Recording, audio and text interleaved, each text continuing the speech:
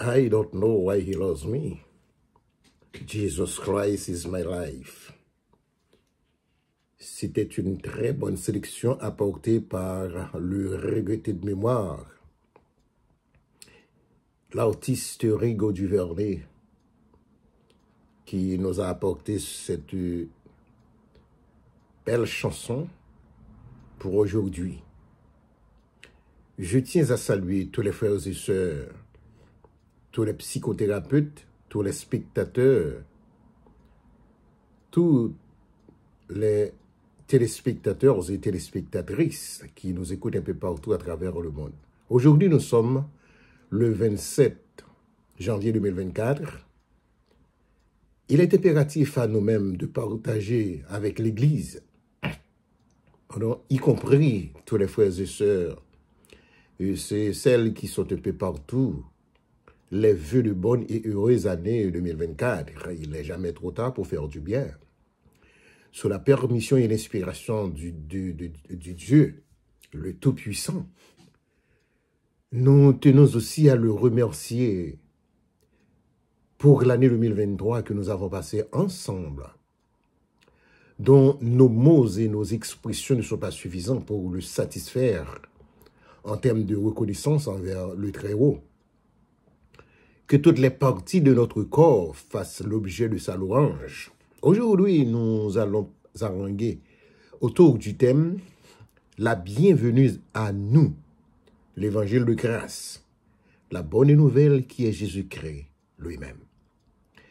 À l'occasion du Nouvel An 2024, sans oublier les bons moments que nous avons passés ensemble l'année 2023, tout en sermonnant, discourant autour des thèmes spéciaux de la prédication de la parole de Dieu, comme moyen de reconnaissance envers lui. À ceci, nous vous souhaitons une fois de plus la bienvenue l'année 2024, ici, au Canada, là où nous sommes. Que Dieu bénisse cette terre, la terre d'accueil, et le monde entier.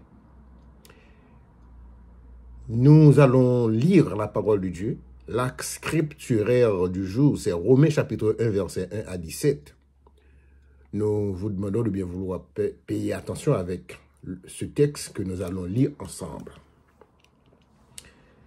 Paul, serviteur de Dieu, de Jésus-Christ, appelé à être apôtre, mis à part pour annoncer l'évangile de Dieu, qui avait été promis auparavant de la part de Dieu par ses prophètes, dans les Saintes Écritures,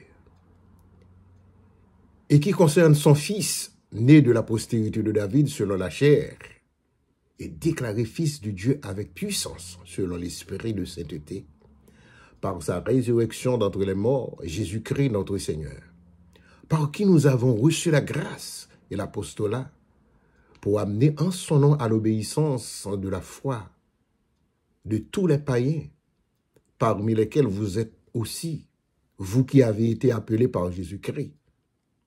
À tous ceux qui sont à Rome, sont bien-aimés de Dieu, appelés à être saints, que la grâce et la paix vous soient données de la part de Dieu notre Père et du Seigneur Jésus-Christ. Je rends d'abord grâce à mon Dieu par Jésus-Christ au sujet de vous tous, de ce que votre foi est renommée dans le monde entier. Dieu, que je sers en mon esprit dans l'évangile de son Fils, m'est témoin que je fais sans cesse mention de vous, demandant continuellement dans mes prières d'avoir enfin, par sa volonté, le bonheur d'aller vous voir, pour vous communiquer quelques dons spirituels, afin que vous soyez affermis, ou plutôt, afin que nous soyons encouragés ensemble au milieu de vous par la foi qui nous est commune. À vous et à moi, je ne vais pas vous laisser ignorer que j'ai souvent formé le projet d'aller vous voir afin de recueillir quelques fruits parmi vous, comme parmi les autres nations. Mais j'en ai été empêché jusqu'ici. Je mets droit aux Grecs et aux barbares, aux savants et aux ignorants. Ainsi, j'ai un vif désir de vous annoncer l'Évangile, à vous qui êtes à Rome, car je n'ai point honte de l'Évangile. C'est une puissance de Dieu pour le salut de quiconque croit, aux Juifs premièrement, puis du Grec, parce qu'en lui est révélée la justice de Dieu, par la foi et pour la foi, selon qu'il est écrit, le juste vivra par la foi. Amen. Le thème que nous allons vivre aujourd'hui, que nous allons partager avec vous aujourd'hui, c'est « Bienvenue à nous, l'Évangile, la bonne nouvelle de grâce » à l'occasion du Nouvel An en 2024. Bienvenue à nous, l'Évangile, la bonne nouvelle de grâce à l'occasion du Nouvel An 2024. L'objectif, le quérigment du jour, n'ayez jamais honte, pour peur, crainte, pour parler de l'évangile de grâce de Dieu. La bonne nouvelle de Jésus-Christ, qui est Jésus-Christ lui-même. Si vous vous rappelez les paroles de l'ange à Marie dans Luc chapitre 2, versets 10 à 11, nous lisons, « Mais l'ange leur dit, car je vous annonce une bonne nouvelle, qui sera pour vous un sujet d'une grande joie. C'est qu'aujourd'hui, dans la ville de David, il vous est né un sauveur, qui est le Christ, le Seigneur, ou l'évangile de grâce, la bonne nouvelle. » Mes propos, ma perspective comme prélude du jour, bien dire. Il y a une différence entre dire et bien dire. Bien dire, c'est beaucoup plus mieux. À mon avis, de manière biblique et homilétique, je vous conseille de ne pas utiliser cette forme de présentation habituelle dans vos assemblées ecclésiales, puisque nous sommes d'une assemblée locale, c'est-à-dire l'Église locale sur terre. Il est plus préférable de dire que la grâce et la paix de Jésus soient avec vous tous, au lieu de dire que la paix et la grâce de Dieu soient avec vous tous. Romains 1, verset 7b. Pourquoi? Il est préférable de dire que la grâce, dans la conversion du croyant, on cherche la grâce, le pardon, la miséricorde et la pitié de Dieu en tout premier lieu. Maintenant, c'est après avoir la paix, c'est après avoir obtenu la grâce de Dieu par la conversion, on fait la paix avec Dieu. C'est-à-dire, on est réconcilié avec Dieu en vous marquant du sceau de son Saint-Esprit. On devient dans l'immédiat l'enfant de Dieu. On fait partie de la famille de Dieu par Jésus-Christ. Parce qu'avant, on était l'ennemi de Dieu. S'intitule Romains 1, verset 7b, comme je vous ai dit tantôt. En d'autres termes, la grâce doit venir avant la paix, à travers notre présentation au service de Dieu. Petit b, l'évangile veut dire quoi? C'est toujours une question. Il signifie la bonne nouvelle. Exactement comme la Bible était le livre par excellence. L'Évangile apportait aux hommes la bonne nouvelle par excellence. l'enseignement de Jésus-Christ annonçait que le Messie était venu, que le salut était proche pour Israël et que les justes étaient appelés à régner avec Dieu pour toujours, rapporte l'évangile johannique, le chapitre 3, verset 16.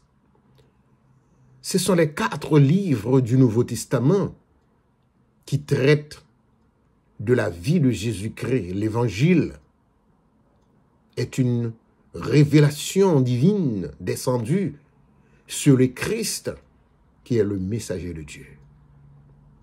Et la Bible est un recueil de livres sacrés rédigés par les hommes choisis de Dieu à partir du temps de Moïse.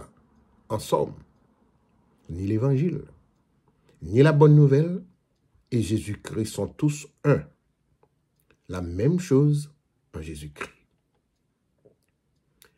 Pour l'introduction du jour, voici les synthèses. Voici la synthèse, les mises en contexte ou l'Instagram, le kérigme du jour. Nous avons parlé de bien dire, c'est beaucoup plus mieux. Petit b, l'évangile veut dire quoi? Nous l'avons déjà défini. Petit c, Paul s'adresse et salue l'Église Rome. Romains 1, verset 1 à 7. Petit 2, Paul avait le projet d'aller visiter l'Église Rome. Romains 1, verset 8 à 15. Petit e, le développement homilétique paulinien en ce qui a trait à la bonne nouvelle. Romains 1, verset 16 à 17. Et puis ensuite, c'est la conclusion. Passons tout de suite au développement du kérigme. Petit c, Paul s'adresse et salue l'Église Rome. Romains 1, verset 1 à 7. Au verset 1, nous trouvons le terme Paul. L'épître porte le nom de ses premiers destinataires. Les membres de l'Église Rome, comme étant la capitale de l'Empire romain, en d'autres termes. C'est une épître paulinienne écrite aux frères romains. Comme son homonyme, le premier roi d'Israël, en l'occurrence Saül, c'est-à-dire les mots qui se prononcent de la même manière, prononciation identique, homophone, mais sans avoir les mêmes significations. Exemple, Saul et Saül, etc. Saul est le prénom hébraïque de Paul. Et Paul, encore, est un prénom grec. Il était de la tribu de Benjamin. Philippiens 3, verset 5. Il était né à la même époque que Jésus à Tars, une ville assez importante de Rome, acte 9, verset 11. C'était depuis à Corinthe que Paul a écrit aux Romains en l'an 56, après Jésus-Christ et autres. Toujours au verset 1, nous avons constaté le mot serviteur, doulos en grec, et bed en hébreu, et en latin, servant. C'est un mot ordinaire, habituel à répéter à maintes reprises dans le Nouveau Testament. Près de 799 fois dans la Bible, pour signifier serviteur ou esclave de maître. Bien que dans la culture grecque, il désigne le plus souvent le service obligatoire et permanent d'un esclave. Et Paul va l'utiliser à bon escient, selon son sens hébraïque, pour décrire un serviteur qui s'engage volontairement à servir son maître, qu'il aime et respecte. Écoutez, frères et sœurs, cette portée, c'est très très important. Je le reprends. Et Paul va utiliser ce mot serviteur, à bon escient, selon son sens hébraïque, pour décrire un serviteur qui s'engage volontairement à servir un maître. Quel maître? C'est Jésus-Christ, qui l'aime et qui respecte. Et tandis que, dans les autres cultures, les esclaves ne sont pas respectés et ne sont pas aimés aussi. Et Paul l'utilise. Ce que déclare explicitement Exode chapitre 21, versets 5 à 6. Nous lisons. Mais si le serviteur déclare « J'aime mon maître, ma femme et mes enfants, je renonce à partir libre. Alors le maître prendra Dieu à témoin et fera approcher l'homme du battant de la porte de son montant et lui percera l'oreille avec un pinceau. Et l'homme sera son esclave pour toujours. » Écoutez bien, Paul connaissait la signification de ce texte.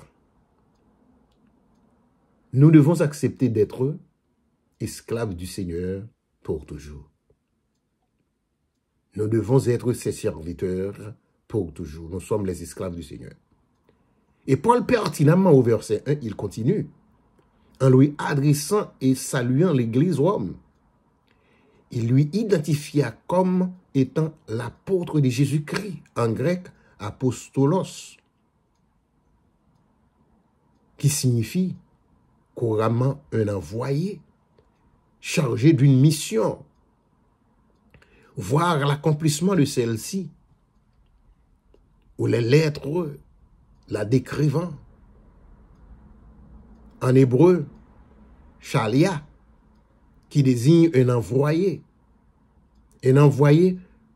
plénipotentiaire, ce qui explique d'un agent diplomatique qui a plein pouvoir pour l'accomplissement d'une mission. Paul servait bien à la science de ces mots-là avant de les utiliser dans la mission de prédication de l'Église de Jésus-Christ. Dans le Nouveau Testament, le mot « apôtre » désigne principalement les 12 hommes que Jésus ou Christ a choisis pour l'accompagner lors de son ministère terrestre, s'intitule Marc 3, verset 15. Christ leur donna le pouvoir de confirmer leur apostolat par des miracles, déclare Matthieu 10, verset 1, des Corinthiens 12, verset 12. L'apostolat veut dire quoi? Pertinemment, c'est l'activité en vue de la diffusion de la foi chrétienne, l'activité désintéressée. Christ a choisi les 12 apôtres, non seulement pour confirmer leur apostolat par des miracles au milieu des gens, mais aussi l'autorité pour parler en son nom. On peut dire, chacun des livres dans la Bible, spécialement le Nouveau Testament, fut écrit par un apôtre ou sous son égide, juste pour pouvoir constater l'importance du terme apôtre qu'évoque Paul ici. Jean 14, verset 26. Leur enseignement est le fondement de l'Église primitive, ce que déclare Éphésiens 2, verset 20. Et par la suite, Christ lui-même a choisi Paul pour cette tâche d'apostolat, explique Actes des Apôtres 9, verset 15, verset 22, non, chapitre 22, verset 14, chapitre 26, verset 16, et Galates 1, verset 11. Et le format pour accomplir ce ministère. Galates 1, verset 12, verset 16. À la fin du verset 1, Paul va utiliser le terme évangile de Dieu. L'étymologie date à préciser du latin evangelium, évangile, emprunté du grec ancien euangelion, qui définit comme bonne nouvelle, et en hébreu euangelion, Ce terme est utilisé 60 fois dans cette même épître aux Romains. Comme verbe et non, comme j'ai dit tantôt, le terme grec evangelion, il signifie la bonne nouvelle. Explique Marc 1, verset 1. En ce temps-là, Rome intégra le culte de l'empereur par son hostilité comme le héros, l'annonceur de la ville. Il introduisait une importante annonce sur l'empereur, telle que la naissance d'un fils. Ça, c'est l'histoire romaine qui demande beaucoup de temps pour en parler. Parce qu'il y a quelque chose que vous devez savoir avant tout. En ce temps-là, avec le développement du culte impérial, l'empereur est considéré comme un dieu. Il peut être divinisé, adoré aussi bien, même à sa mort, que de son vivant. Malgré tout cela, cependant, la bonne nouvelle de Paul ne venait pas de l'empereur, mais de Dieu. Et c'est de lui qu'elle tirait son origine, avec le contenu de ce message. Dieu va pardonner vos péchés cachés, ce que déclarait Paul aux Romains. Il vous délivrera du pouvoir du péché et vous donnera une espérance éternelle. Le texte de Romains 1, verset 16 et 1 Corinthiens 15, verset 1 à 4 n'est pas seulement une offre pleine de grâce de Dieu, mais aussi un ordre auquel il faut obéir à la parole de Dieu. Romains 10, verset 16. Paul brûlait et enthousiasmait de l'annoncer à la place du culte de l'empereur. 1 Corinthiens 9, verset 23. Nous lisons. Et je fais toutes choses à cause de l'évangile, afin que je sois participant à lui. Par-dessus tout, c'était juste le contenu, l'interprétation du verset 1, le passage lu. Au verset 2, nous allons faire connaissance avec une autre expression de l'évangile qui avait été promis auparavant. L'apôtre Paul a fait cette déclaration juste pour défendre son ministère de la prédication devant les Juifs hostiles qui étaient contre lui. C'était les adversaires juifs de Paul qui l'accusaient de prêcher un nouveau message de révolution qui n'a aucun rapport avec le judaïsme. Si vous lisez Actes 21, verset 28, vous pouvez constater ça. Tandis que l'Ancien Testament est rempli de prophètes juifs qui parlaient concernant le Christ et son évangile. Si vous lisez 1 Pierre 1, verset 10 à 12, Matthieu 5, verset 17 et Hébreux 1, verset 11, il va utiliser le même terme, ces prophètes. Mais écoutez bien mes frères et sœurs, tous les auteurs de l'Ancien Testament ont utilisé habituellement l'expression la loi et les prophètes pour désigner l'ensemble de l'Ancien Testament, déclare Acte 24, verset 14. Mais la loi, ou le Pentateuque fut écrite par Moïse, que l'Écriture l'appelle prophète. Deutéronome 18, verset 15. Le terme judaïsme se définit comme l'éthique juive, ensemble des principes, des institutions, des règles qui régissent la vie quotidienne des Juifs. la religion juive. La religion veut dire l'ensemble déterminé de croyances et de dogmes définissent le rapport de l'homme et de ce qui est sacré, ou l'ensemble des pratiques et des rythmes spécifiques propres à chacune de ces croyances. La religion, c'est un ensemble de croyances, ce qui divise le monde entier maintenant. Une autre expression toujours du verset 2 des Saintes Écritures, ce que déclare Paul à ses adversaires juifs. En les saluant, il parle ici des deux types d'écritures pour différencier. Les Saintes Écritures rabbiniques, non, les Écritures rabbiniques, c'est-à-dire les grands maîtres juifs, et celles de Dieu, la Bible dans son ensemble.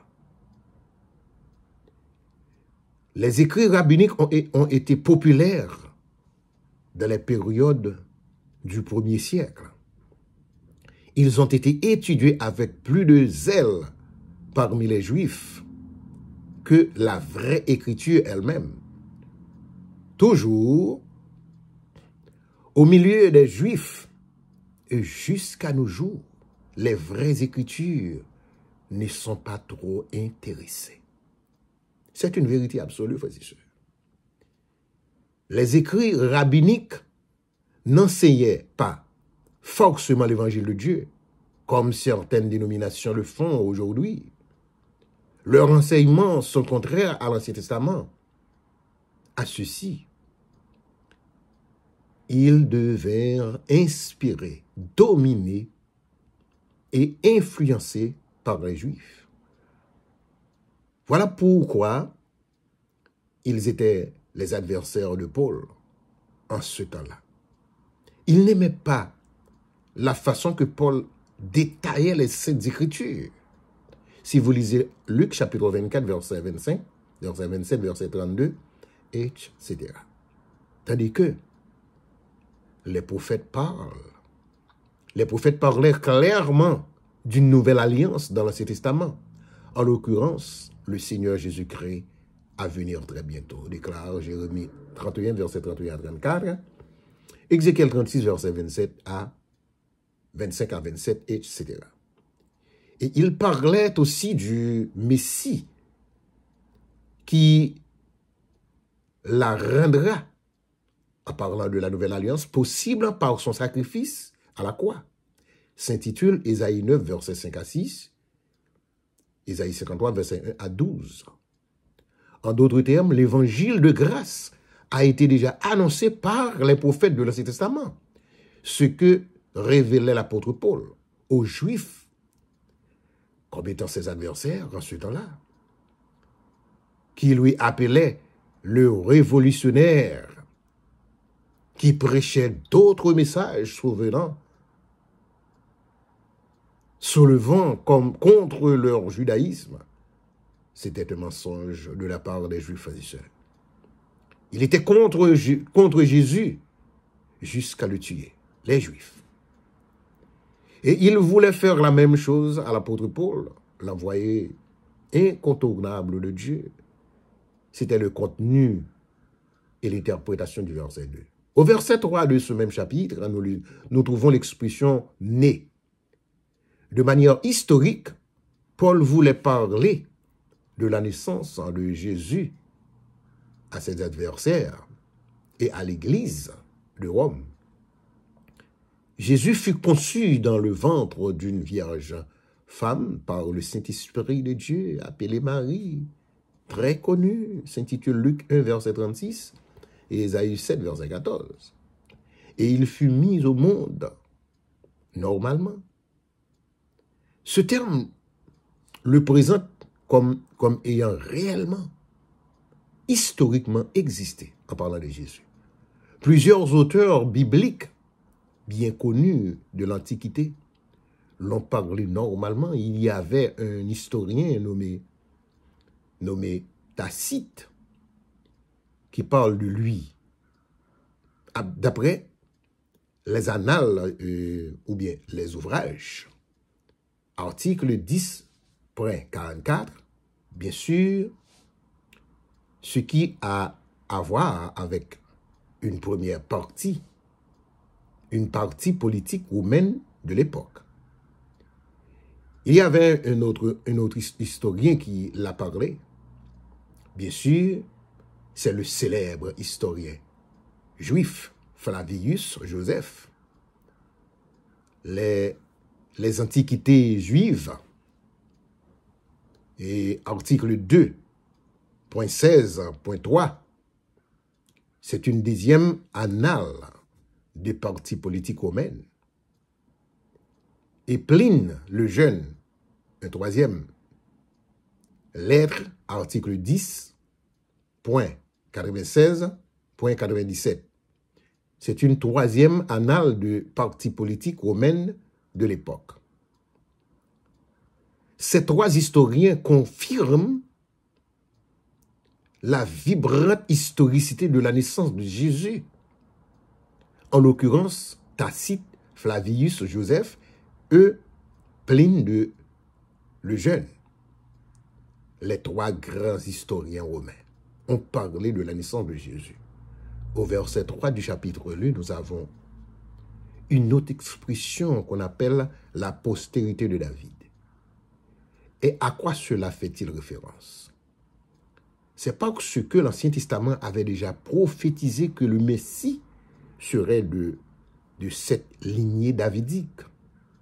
Déclare 2 Samuel chapitre 7 verset 12 à 13, Psaume 89 verset 4 à 5, verset 20, verset 25, etc. Marie, comme étant la mère de Jésus, confirme Luc 3 verset 23, verset 31, et Joseph, son père adoptif du point de vue légal, s'explique Matthieu 1 verset 6, verset 16, et Luc 1 verset 25. Ils étaient tous les deux les descendants de David, ni Marie ni Joseph. Plus loin, l'évangile de Jean fait de la conviction que Christ est venu en chair au point crucial, important et décisif de son enseignement. Rapporte 1 Jean 4, verset 2 à 3. Puisqu'il est pleinement humain et pleinement Dieu, il peut servir comme substitut de l'homme, déclare Jean 1, verset 29, et 2 Corinthiens 5, verset 21, et comme le sacrificateur par excellence, ce que déclare Hébreux 4, verset 15 à 16.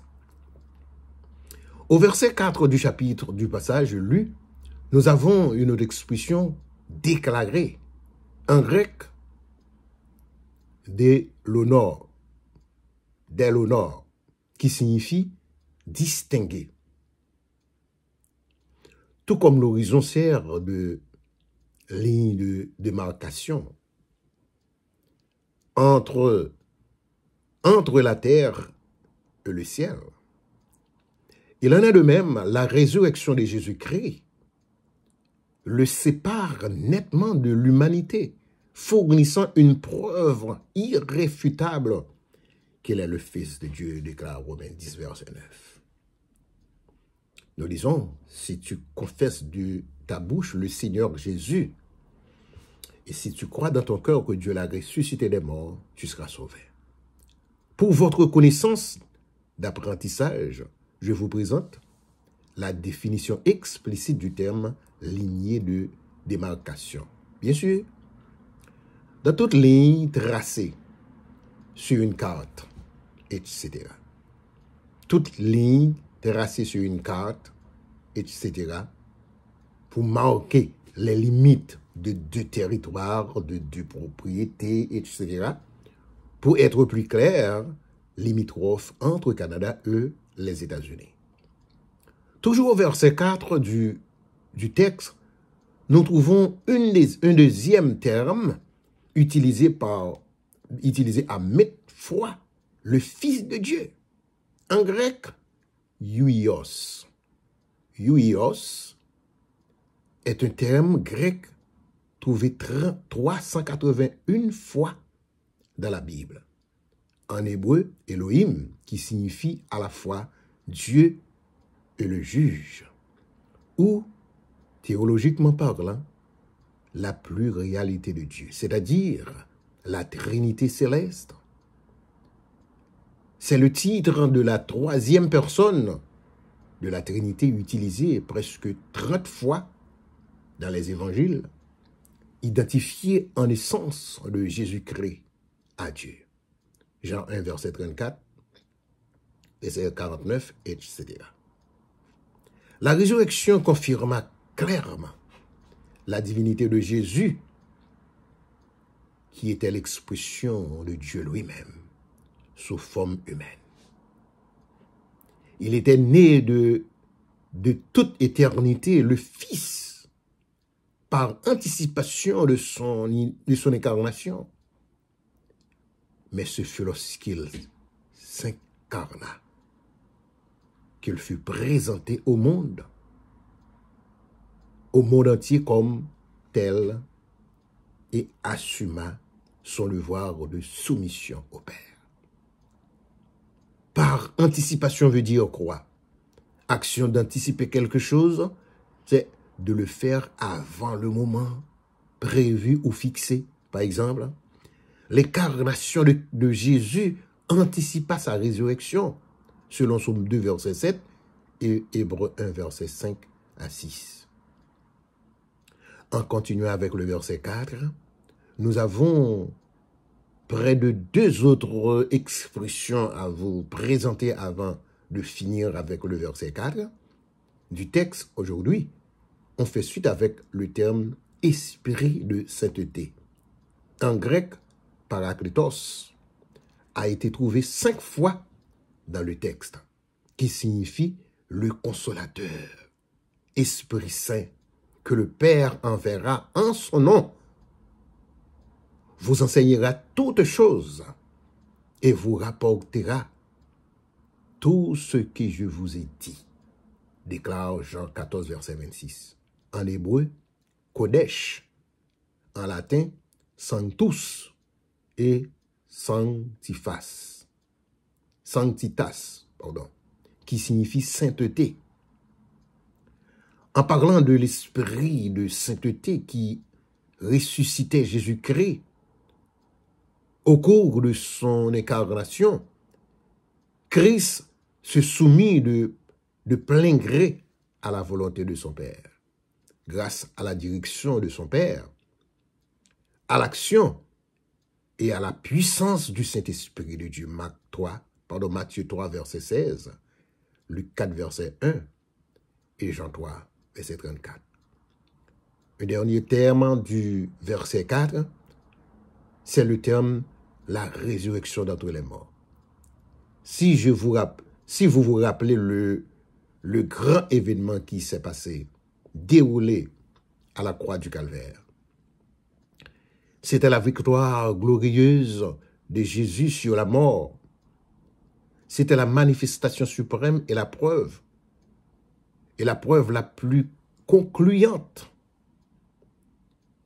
qu'il est Dieu le Fils. Oui, qu'il est Dieu le Fils.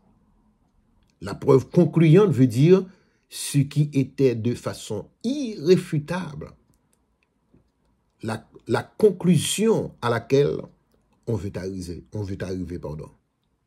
qui rapporte une confirmation et ce qui est convaincant. Déclare Romains 10, verset 9, Acte 13, verset 29 à 33, etc. Eh bien, la parole de Dieu est certaine.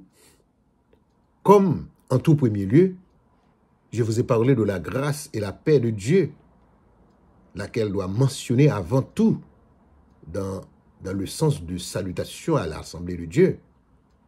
Ici, au verset 5, l'apôtre va expliquer l'ampleur du terme de la grâce. La grâce, par définition, est la faveur imméritée que Dieu témoigne aux pécheurs coupables, comme moi et vous. C'est la plénitude, c'est la première mention de la partie la plus importante du message de l'évangile de salut. C'est un don de Dieu complètement séparé de tout effort et de tous les actes humains. Romains 3, 24, verset 27, Romains 4, verset 1 à 5, Romains 5, verset 20 à 21. Nous n'avons fait aucun effort pour obtenir ce salut. C'est un don de Dieu. C'est une erreur commise lorsque quelqu'un dit toutes les fois « Je vais servir Dieu par effort, je fais des efforts pour servir Dieu ». C'est une aberration, frères et sœurs.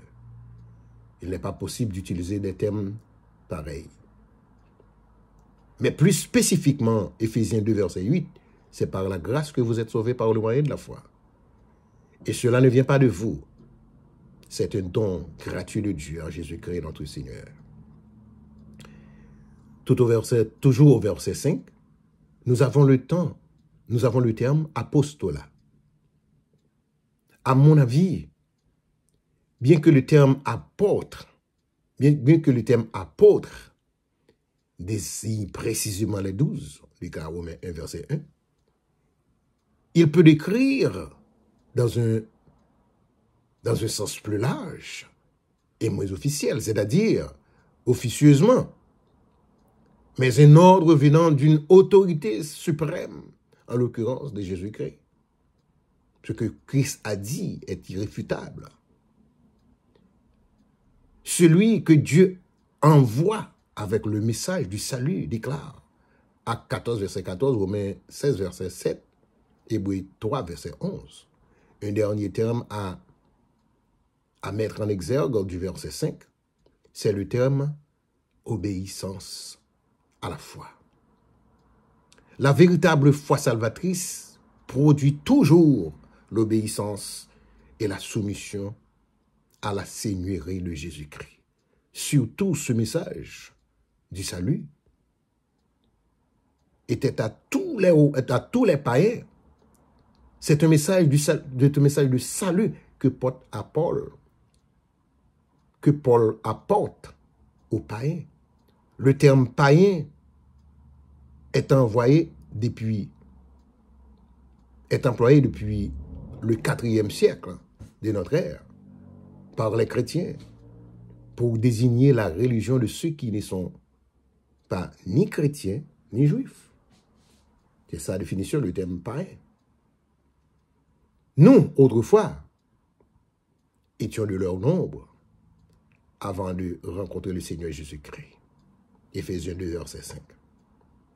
C'était pour eux que les apôtres prêchent l'évangile de grâce, offert par Jésus-Christ, le Sauveur. Si vous lisez Romains 16, verset 19, verset 26, Romains 10, verset 9 à 10, Matthieu 7, verset 13 à 14, et Matthieu verset 22 à 27, etc. Nous sommes prêts à rester là pour le moment. Je vais continuer avec vous le verset 6 jusqu'au verset 17. Toujours de ce même terme que nous avons développé aujourd'hui, la bienvenue à nous, l'évangile, la bonne nouvelle de grâce, qui est Jésus-Christ lui-même, à l'occasion du nouvel an 2024. Que Dieu vous bénisse et vous aide à comprendre le terme que nous avons traité aujourd'hui et ce que vous devez savoir en ce qui concerne le message de sa parole. Que Dieu vous bénisse. Merci.